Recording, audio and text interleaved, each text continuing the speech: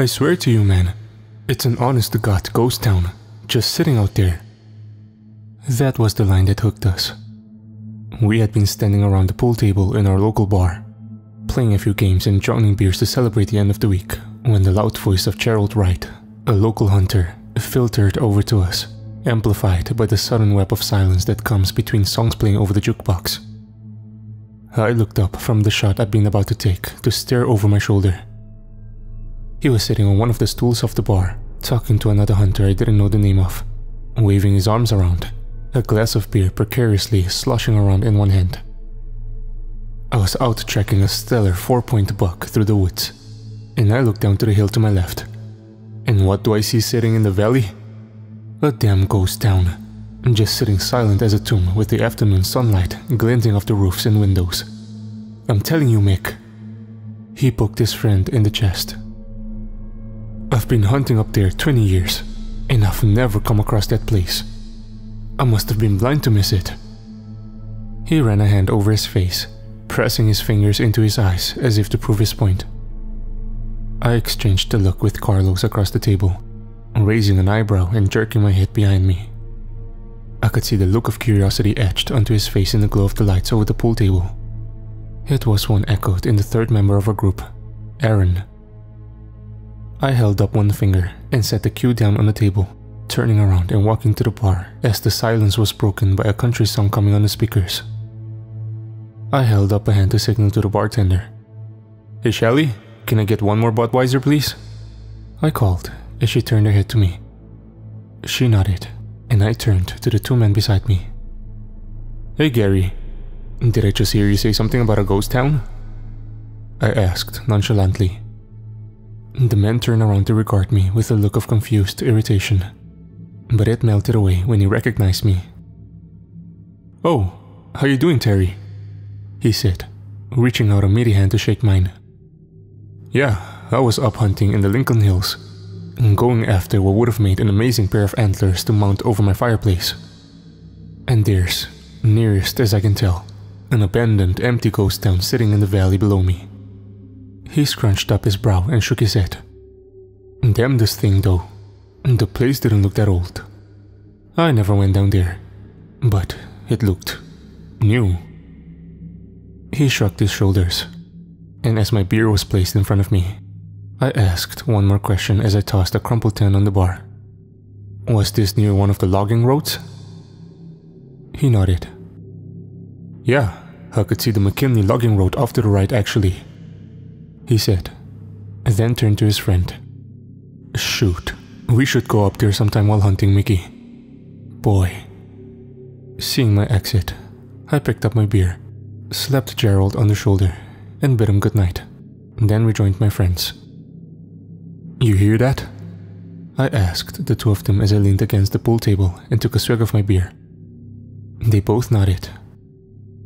"Hell yeah, man," Carlo said, leaning up next to me. Aaron leaned on his pool cue. "What are you thinking, bro?" he asked. They both stared at me. "I'm thinking," I began.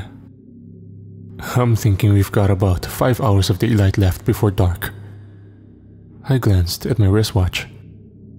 "Actually, 5.5 hours. Why don't we take a trip up there and check this place out for ourselves? Do a little bit of urban exploring?" They exchanged a look between them, then shrugged. "Beats staying around here all night," Aaron said. "Besides, imagine the views we might get on YouTube for exploring a possibly undiscovered ghost town," Carlos added. The guy had a small but dedicated channel on YouTube where he showed off abandoned towns, mines, and other places, garnering a few thousand subscribers. "Wait a minute though," Aaron interjected. "Gary said it was up near McKinley Road. There is absolutely no freaking way my car is going to make it up there. Neither will Carlos's Explorer. Those ruts will tear them both apart." I tilted my head at him, then smiled and rolled my eyes. "Did you forget I've got my K5 back at my place? That thing will eat up those ruts and dips and make it there and back perfectly fine." They exchanged another look, then both split into grins. "Then what are we still doing here?" Carlos exclaimed, downing the last of his beer and throwing the bottle into a garbage bin. "Let's go!" And with that declaration, we filed out of the bar into Carlos's Explorer and drove to my house. Sitting in the driveway was my pride and joy, an almost pristine Chevy K5 Blazer. We all piled into the truck, and after making sure we had all the equipment we might possibly need, drove through town and onto the logging roads. Many of them hadn't been used in decades. The lack of maintenance on the roads had caused the dirt roads to become pockmarked with ruts and dips, making it look like the acne-filled face of a teenager. Trees stretched over the road, some interlocking with each other like wooden fingers, and would occasionally scrape against the roof of the truck with a sickening sound as we passed through thick portions. Very quickly, much of the late afternoon sun became blocked by the thick foliage, leaving much of our drive in shadows.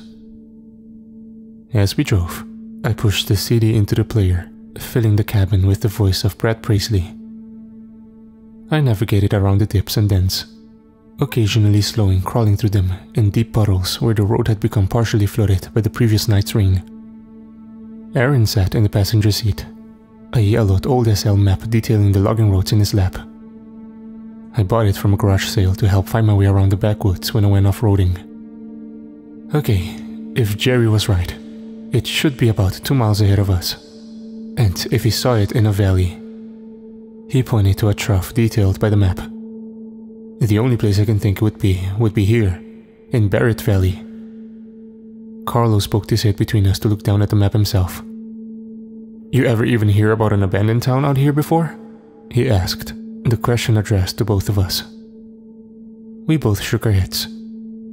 For the next 10 minutes, the music was the only thing heard besides the rumble of the truck's engine and the scrape of the tree branches. Then, it was broken by Carlos, pointing his finger past us and out the windshield. "Look," he said. It would have been so easy to miss, being almost completely overgrown. But he had spotted something. It was an offshoot road, clearly not being used in even longer than the road we were on. "Good eye," Aaron cried, turning around and slapping him a high five. I stared at the road for a moment though. I tilted my head sideways. There was a strange feeling I was getting from looking at it. I couldn't place it exactly, but it just felt unnatural. Shaking it off, I turned off the radio, then reached down and shifted the four-wheel drive into low gear. "Well, here we go, guys," I said, then turned slowly onto it. I will forever kick myself in the ass for not paying attention to that feeling. I know now it was an instinctive warning. One I failed to heed. It became, if possible, even more slow-going. I could barely see the edges of the road as the bushes had already begun to regrow in the middle of it, a sign that nature had long since begun to reclaim this for itself. I turned on the truck's headlights, along with the mounted roof lights to help see where I was going. For about 10 minutes, that's all that we saw. Unending trees and bushes pressing in on us as though they were trying to trap us in place. Then, they began to space out, and the road became visible again. What was strange though was that 2 minutes later, it changed from dirt to tarmac. I remember actually feeling so stupefied that I brought the truck to a stop for a minute, staring at the black road with the yellow lines down the middle, before snapping myself out of my surprise, shifting back into two-wheel drive and continuing. A minute later, and we rounded the last corner, and we finally saw it. I brought the truck to a stop before a bridge leading into town, and all three of us leaned forward. Carlos whistled. "Whoa, that's something I didn't expect to see," he breathed. I had to agree with him. I hadn't asked Gerald for details, but I never in a million years would have thought in my head of this. The place was not even close to small. It took up the entire length and width of the entire valley, and stretching out before us were rows upon rows of streets, houses sitting behind long overgrown lawns that looked like small jungles. Off to the left was what had to be downtown. At least 4 or 5 blocks were taken up by commercial buildings, along with what looked like a cinema and a community center. At the far end of the town, we could see the faded white church spire rising above everything else. Holy shit, Aaron mumbled. We all turned to look at each other, then laughed softly. We just hit the jackpot, Carlos exclaimed, reaching into his bag and pulling out his camcorder, beginning to film through the windshield. You're not kidding, I added, then looked to my right. Look, I said, pointing. Set right after the bridge was a medium-sized metal sign. In white letters that stood out from the blue background, it proclaimed, "Welcome to McCamey. Population 12,463. Dude, Aaron said as Carlos leaned forward to zoom in on the sign. Not even our town has a population of 12,000 people. He looked around. And this place looks too new to be from any more than 30 years ago. He was right. The design of the houses and the commercial buildings looked far newer than any abandoned towns I'd stumbled across. So why do you think it's empty, and we never heard about it before? I asked, turning around in my seat to look at Carlos. He shrugged, running his free hand through his short brown hair. Maybe it was a planned expansion of the area that never came to be. Maybe it was meant to be a new development, but the company or people financing it ran out of money and had to abandon it. The idea somewhat soothed the eerie feeling that gazing over the town had filled me with. Carlos is right. He has to be. Just some rich idiot's pet project that bankrupted him. Repeating that thought in my mind, I slowly pressed on the gas, and we crossed over the bridge, which rattled slightly, into town. Now, if you, during the pandemic, ever got to see how eerie it looked, to see what should have been a populated area completely deserted, take that and amplify it 10 times, and you'll have an idea of how it felt to drive through McCamey. The noise of the truck's engine and exhaust bounced and echoed off the buildings and surrounding hills back at us through the open windows we'd lowered to let the cool air inside, and for Carlos to film. We crisscrossed through some of the residential streets first, looking to see if we could see any abandoned cars parked in the driveways, or anything of the sort. But we never saw any. All we saw were the houses, all which seemed to have a relatively modern design to them, but aged by the elements. Paint ripped off the sides, and gutters hanging precariously off the roofs. More than a few had their windows broken. I noticed that some were broken inwards instead of out, as I saw no broken glass amongst the tall grass in weed-infested front yards. Then, we stopped at the church. Its white paint was fading as well, and the front door stood wide open. We could see inside, where, visible in the slight gloom, many of the pews had been upturned. The pulpit had been destroyed, likely by vandals, I thought, and the statue of Jesus crucified on the cross was barely visible behind its remains, having been knocked to the floor. I shifted my eyes from the mess inside to the announcement sign at the end of the walkway leading up to it. The glass had fucked up with many years of disuse, but I could just barely make out the white letters which had been set up behind it. Save yourselves from the pestilence. God is here to offer you salvation. I couldn't understand why, but I unwillingly shuddered reading it, a chill shooting up my back. The guys had noticed it as well. What the hell did they mean by the pestilence? Carlos asked, zooming in on the sign. Fuck if I know, I said, for some reason unwilling to look back into the church. The shuddering feeling came over me again. To use the old phrase, it felt as though someone had just walked over my own grave. Aaron looked at his phone. Well, we have about 2 hours of daylight remaining. You wanna go check the downtown area? I let out a deep breath I hadn't realized I'd been holding, then nodded. Yeah, why don't we check that out, then get back to town? I honestly don't want to drive those logging roads after dark. They accepted my answer and turned away. But I knew I'd been full of shit. It had nothing to do with the logging roads. It was here that I didn't want to be when the sun went down. I put the truck in drive, and with just a little too much of a push on the gas, pulled away from the curb. We drove back down the main boulevard towards the downtown area. About 5 minutes later, we had pulled into a faded parking space in the downtown square. Dirty windows concealed the surrounding buildings' interiors, but the signs above, as broken and dirty as many were, still showed what they had been. Just from our space, we saw a laundromat, a library, the town newspaper building, what looked like a video rental store, a repair garage, a convenience store, and at the end of the square, the community center. Hold on, I said, shutting the truck off and pulling the key from the ignition. Using another key on the ring, I unlocked the center console, and opening it, pulled a small black case from it. I opened it, revealing a silver handgun. Well damn, Aaron exclaimed. I snorted, then held it up as I picked up the 2 magazines from the box as well. Beretta 92FS, Inox. Don't leave home without it.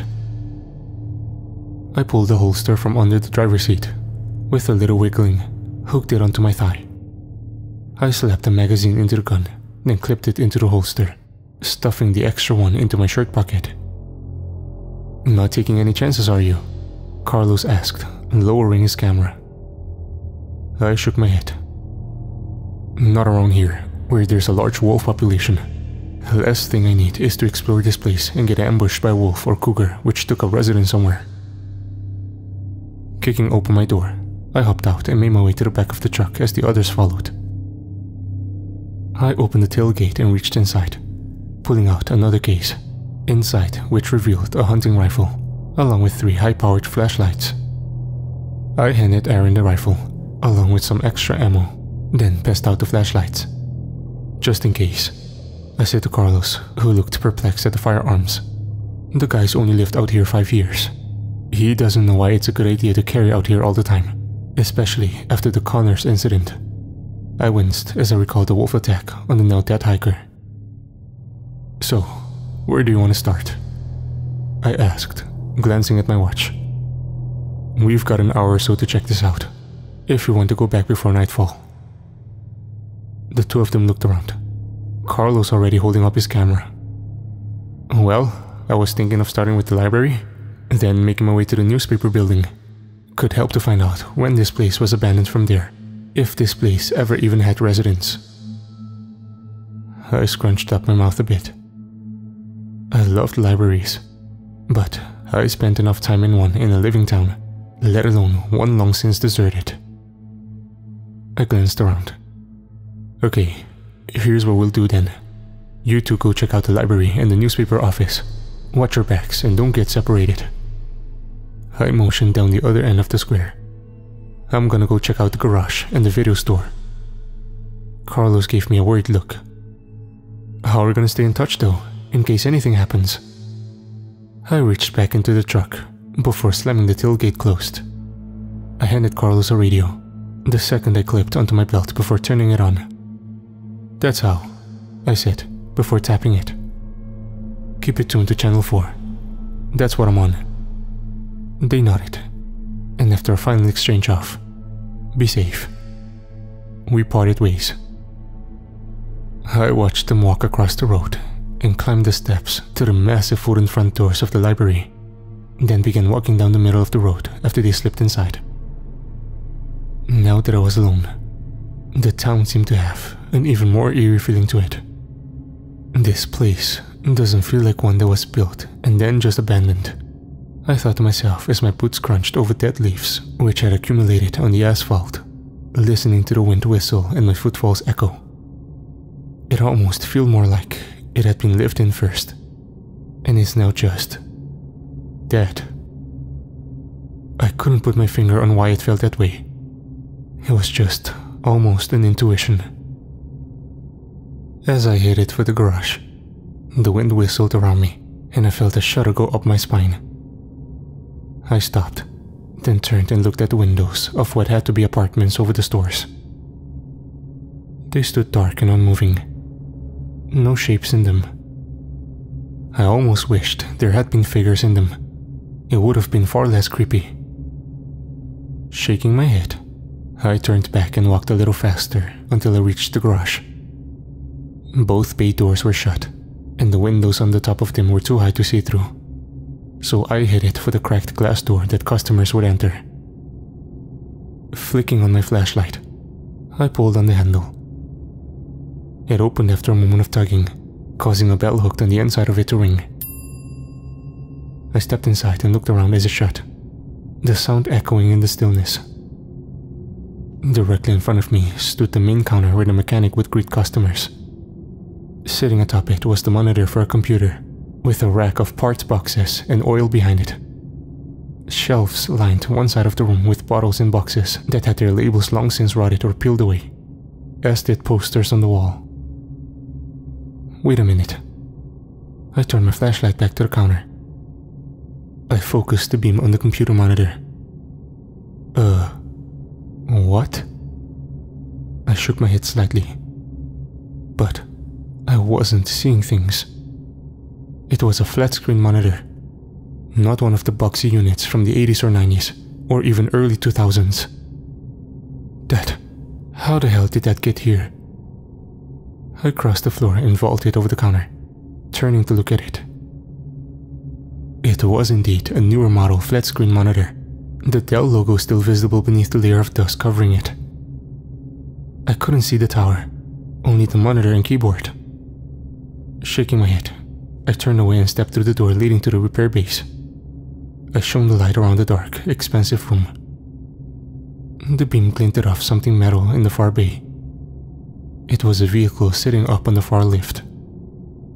I crossed the room quickly, stepping over spilled oil and other fluids until I stood just below it.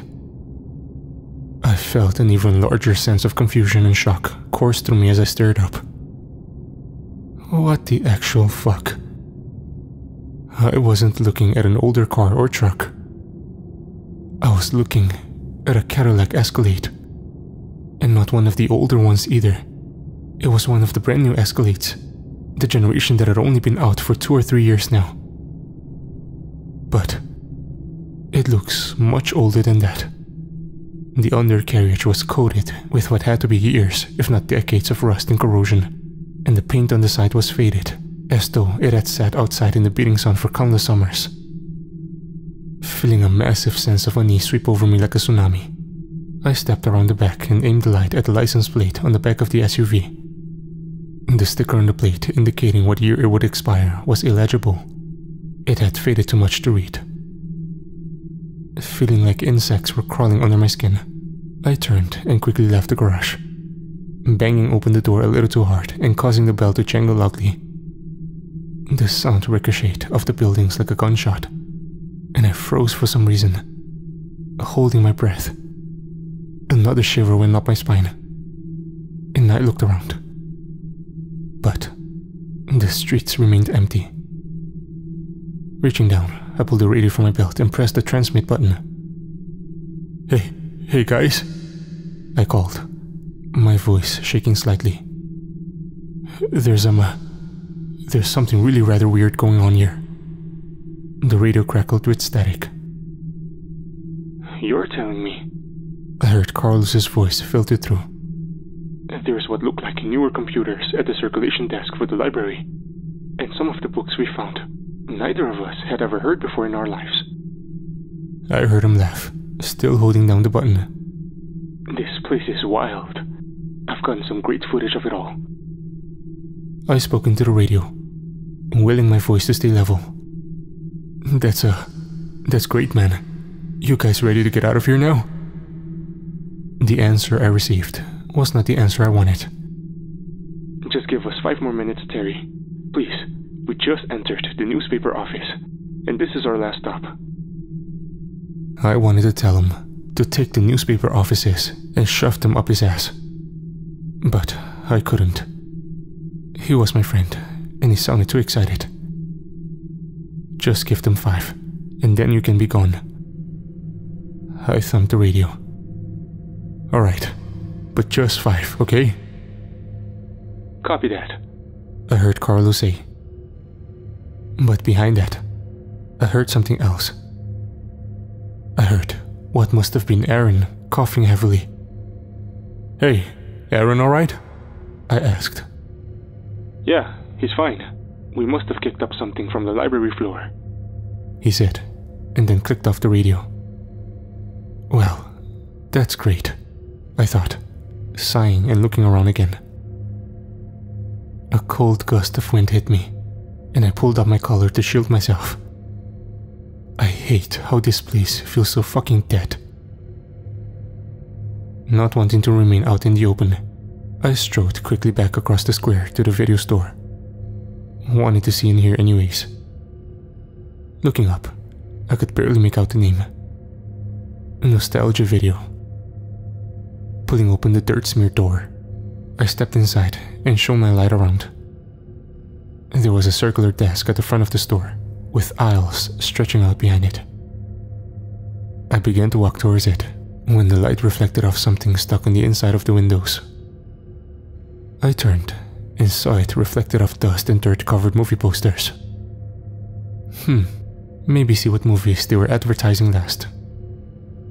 Trying to take my mind off the sense of uneasiness slowly being replaced with a, for the life of me, I couldn't understand why, existential dread. I crossed the room and, using the sleeve of my coat, wiped away enough so one could be read. Stepping back, I stopped, trying to process what I was looking at. I stared in confusion. The nun too? I blinked rapidly, biting my lower lip.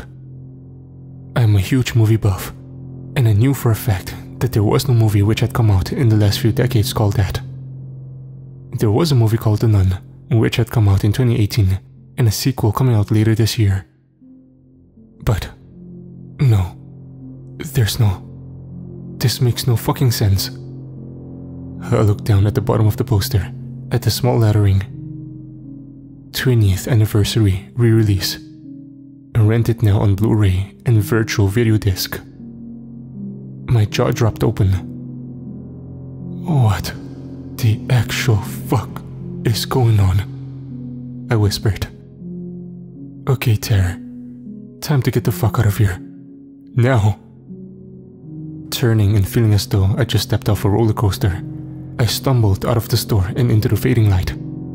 I put my hand to my head and took in deep breaths, trying to steady myself. That's when the door to the newspaper office across the street burst open. I snapped up, yanking the pistol out of its holster on instinct. But I stopped when I saw Aaron and Carlos dashing down the steps. The looks on their faces made whatever I was about to say die in my throat. Both of them had pale, terrified expressions on their faces, as though they'd just seen a monster or a murder. Carlos had something clenched in one hand. Guys, what the fuck? I began. But they tore past me, both screaming for me to follow them. Not knowing what else to do, I sprinted to catch up to them as they ran towards the community center. They reached the hulking building and slammed into each other as they tore for the handle of the fading yellow doors. Move! Let me open it! I heard Aaron shout. You get the fuck out of the way! Carlos screamed back at him. I was about to step in and pull them both back, when one of them, I'm not sure which, managed to tear the right door open. I reached around them and pulled the left door back, staring inside. And, Jesus, Mary and Joseph, do I wish I hadn't. The inside of the community center was one giant room. A bubble glass roof which had long since broken, providing light inside. Broken glass and leaves littered the floor underneath it, and tables had been shoved all to one side of the room. It was drenched in gloom, but not gloomy enough to hide what lay inside. And our flashlight beams made sure to leave no doubt. The entire town's population looked to be here. They were scattered across the floor, with many in the center, huddling around each other. As messed up as it was, I almost wish they had been rotting corpses. It would have shown they hadn't been dead long. But they weren't. They were all skeletons. I could see the bones of families huddling together with tattered, torn clothes on, parents holding their children. What had to be couples embraced each other, while still others curled up alone, hugging their own knees. The worst ones were the few who lay slumped against the walls, a pistol in their hands and what appeared to be a bullet hole in the back of their skulls. I began shaking, feeling as though someone were pouring ice water down my back non-stop. Behind them was a white banner, one which read in black letters, "Emergency Shelter." I looked from the horrifying sight to Carlos, my eyes wide and my breath coming in ragged gasps, trying to find something, I don't know what, in his gaze. He looked at me, his eyes as wide as mine, and wordlessly handed me what he'd been holding. As I stared at it, I felt my jaw drop open, and the flashlight I'd been holding fell from my hand, smashing and breaking on the pavement. For a moment longer, we all just looked at each other, the only sound heard being the ghostly whistle of the wind. And then, we ran. We all dashed across the square, the sound of our feet echoing in the deathly stillness, reaching the truck and leapt inside. Jamming the key into the ignition, I slammed on the gas, almost flipping the truck from how sharply I turned the wheel. I swerved onto the road leading out of town, sending it airborne over the bridge before crashing down in a shower of sparks. "My camera!" Carlos cried suddenly, looking behind him. But there was no fucking way I was going back for it. I kept my foot down, smashing through the bushes and trees until we came to the logging road, then turned onto it, and not caring about my truck at all, flew down it back to town. As soon as we made it back, I immediately drove to the police station. I must have looked like an absolute madman bursting through the doors. But luckily, the sheriff knew me and didn't pull his gun on me. Stammering, almost blubbering, I managed to get out what I could. I knew I sounded absolutely insane, but I needed to tell them. I had to. I could tell they didn't believe a word I said. But even still, they still sent a few deputies up into the hills with their off-road cruiser to investigate. When they came back, they shrugged their shoulders at me. "There's nothing up there, Terry," one told me. "Nothing but an empty valley." I wanted to press, but I let it go. They had just assumed that we had one too many drinks, maybe eaten some mushrooms and ended up seeing things. In the back of my mind, I knew they'd never find anything, even though I wanted them to. There was a reason for it. The object Carlos had handed me, which I'd stupidly dropped as I ran. It had been a yellowed newspaper. The headline read, "National death toll rises to 190 million as President declares martial law." That wasn't what cut through me like a knife, making me feel as though all I knew and believed about reality was crashing down around me. It was the date at the top of the newspaper. July 22nd, 2047. That was a year ago. When they'd come back and told us they found nothing, the three of us made a pact, vowing to never speak again about what we'd seen. We all felt it'd be better that way. So, why after all this time am I breaking it? Why am I posting my experience here and telling all of you when I've spent months trying to drown myself in booze in an attempt to forget? I guess, as a warning, for two reasons. The first being, thanks to this site, I just recently learned about the concept of a time slip, an overlap of the past or future and the present. And second, because last week there was a town hall meeting. It was to introduce us residents to a wealthy landowner who just moved here. I went out of sheer curiosity. He spoke about how he had purchased a large slice of former logging land to develop a new town, one to attract more people to our area. He even showed artists' renditions of what he wanted it to look like.